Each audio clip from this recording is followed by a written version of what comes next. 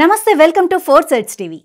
దక్షిణ భారతదేశంలోని సుప్రసిద్ధమైన నిర్మల్ జిల్లా బాసరలోని శ్రీ జ్ఞాన సరస్వతీదేవి ఆలయం వసంత శోభను సంతరించుకుంది. సకల విద్యలకు నిలయమైన శ్రీ సరస్వతీదేవి జన్మదినమైన వసంత పంచమి రోజున వేడుకల కోసం ఆలయాన్ని సుందరంగా ముస్తాబు చేశారు. ఈ నెల 14వ తేదీన మూల నక్షత్రం సందర్భంగా వేకువజామున గణపతి పూజ, అష్టోత్తర పూజ, అనంతరం అక్షర శ్రీకార పూజలు ప్రారంభం కానున్నాయి. అయితే వసంత పంచమికి బాసర సరస్వతి ఆలయంలో భారీగా అక్షరాభ్యాస పూజలు జరుగుతాయి. అమ్మవారి జన్మ నక్షత్రం రోజున పిల్లలచే అక్షర శ్రీకారం చేయిస్తే ఉన్నతంగా ఎదుగుతారని భక్తుల నమ్మకం. ఈసారి కూడా అక్షరాభ్యాస పూజల సందర్భంగా భక్తులకు ఏ ఇబ్బంది ఎదురుకాకుండా ఆలయ అధికారులు చర్యలు తీసుకుంటున్నారు. భక్తుల రద్దీని దృష్టిలో ఉంచుకొని ఈసారి ఆలయంలో 3 చోట్ల అక్షరాభ్యాస మండపాలను ఏర్పాటు చేశారు.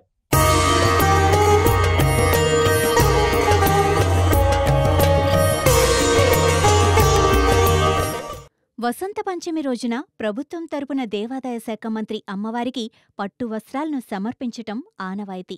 ఈసారి దేవాదాయ శాఖ మంత్రిగా కొండా సురేఖ ఉన్నారు.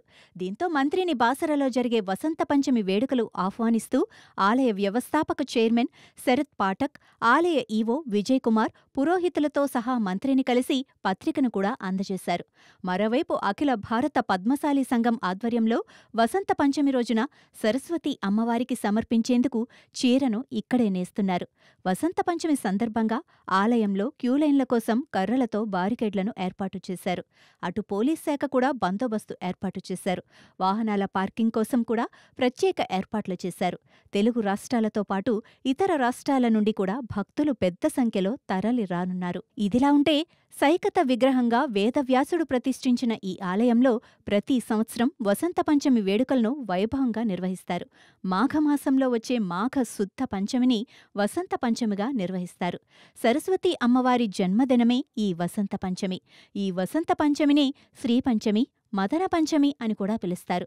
సుప్రభాత సేవతో సరస్వతి అమ్మవారి పూజా కార్యక్రమాలు ప్రారంభం కానున్నాయి. సరస్వతి అమ్మవారు ఈ క్షేత్రంలో మహాలక్ష్మి, మహాకాళి సమేతంగా కొలువై ఉన్నారు.